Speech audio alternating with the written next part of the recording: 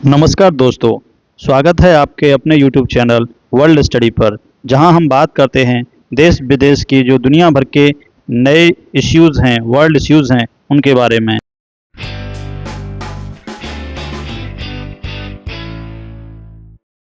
तो दोस्तों, आज हम एक ऐसे ही बेहद गंभीर मुद्दे पर चर्चा करने वाले हैं, जो न सिर्फ अमेरिका बल्कि पूरी दुनिया के लिए चिंता का विषय बन चुका है। क्या आप जानते हैं कि अमेरिका की राष्ट्रीय कर्ज की स्थिति अब इतनी खराब हो गई है कि उसका कर्ज जीडीपी का जो अनुपात है 200% तक पहुंचने वाला है। इसका मतलब ये है कि अमेरिका का राष्ट्रीय कर्ज उसकी पूरी अर्थव्यवस्था से भी दोगुना हो सकता है और हर अमेरिकी नागरिक पर अब लगभग $1 लाख से भी ज़्यादा का कर्ज है। ऐसा ये नहीं, दुनिया भर के जो न्यूज़ आर्टिकल्स हैं वो कह रहे हैं। ये देखिए, बहुत सारे न्यूज़ आर्टिकल्स ने इस खबर को बड़ी प्रमुखता से प्रकाशित किया है। जो एलन मस्क है, उन्होंने भी अमेरिका को वार्न किया है कि शीघ्र ही अमेरिका बैंकक्रप्ट होने की स्थिति में है, स्थिति को संभालना पड़ेगा। तो क्या अमेरिका दिवालिया होने के कगार पर है और डोनाल्ड ट्रंप के लिए ये कितनी बड़ी चुनौती साबित हो सकती है? चलिए जानते हैं विस्तार से। तो सबसे पहले तो अमेरिका का जो कुल राष्ट्रीय कर्ज है अब लगभग $36 ट्रिलियन से भी ज़्यादा हो चुका है और इस साल इसमें $2 ट्रिलियन का इजाफा हुआ है। ये आंकड़े बहुत ज़्यादा डरावने हैं। कर्ज के भुगतान के लिए अमेरिका का बजट का जो एक बड़ा हिस्सा है वो अब कर्ज भुगतान में ही खर्च हो रहा है।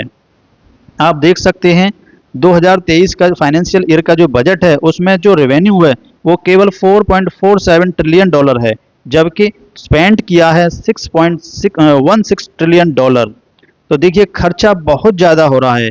कर्ज में बेतहाशा वृद्धि होने की उम्मीद है।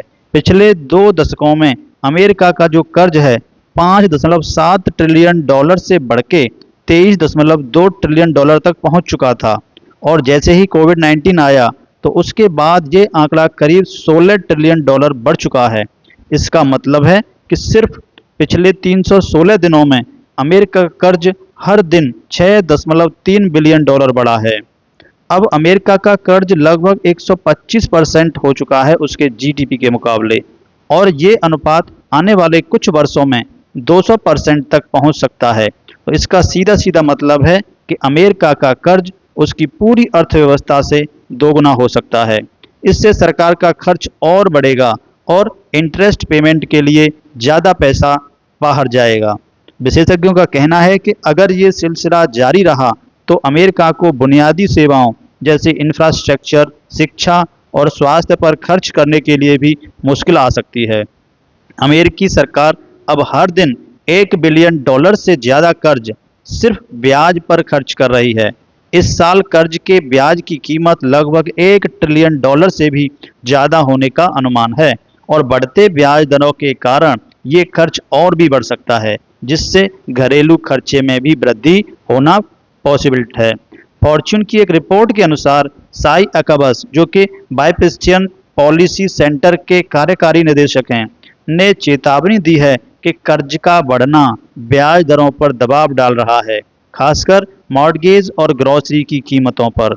इसका असर आने वाले समय में अमेरिकी परिवारों पर पड़ेगा। डेफिनेटली आर्थिक विकास पर भी ये नेगेटिव इफेक्ट डालेगा, क्योंकि ये जो है नकारात्मक असर ही डालता है। अब आते हैं डोनाल्ड ट्रंप पर इसका क्या प्रभाव पड़ने वाला है। देखिए, डोनाल्ड ट्रंप हाल ही में अमेरिका के नए राष्ट्रपति निर्वाचित हुए हैं और जनवरी में वो अपना कार्यकाल संभालेंगे। ट्रंप के लिए ये एक बहुत बड़ा आर्थिक चुनौती है, क्योंकि $36 ट्रिलियन का कर्ज उनके लिए उनके दूसरे कार्यकाल में सबसे बड़ी समस्या बन सकता है। ट्रंप ने कर्ज को कम करने के लिए गवर्नमेंट एफिशिएंसी डिपार्टमेंट की स्थापना की है, जिसकी अध्यक्षता जो एलन मस्क हैं और भारतीय मूल के विवेक रामास्वामी हैं वो करेंगे। उनका उद्देश्य है सरकारी खर्च में कटौती करना और प्रशासन संचालन की दक्षता में सुधार करना। लेकिन ट्रंप के जो टैक्स कट्स का प्रस्ताव है इस संकट को और बढ़ा सकता है। विशेषज्ञों का तो ये भी मानना है कि उनके प्रस्तावित टैक्स कट से केवल कॉरपोरेशंस और अमीर वर्ग को ही लाभ होने वाला है और इससे जो वित्तीय घाटा है सरकार का वो बढ़ जाएगा। अब बात करें ब्याज दर की, अमेरिका में जो ब्याज दरें हैं वो लगातार बढ़ रही हैं। सरकार और अमेरिकियों के लिए कर्ज का भुगतान और भी महंगा होता जा रहा है।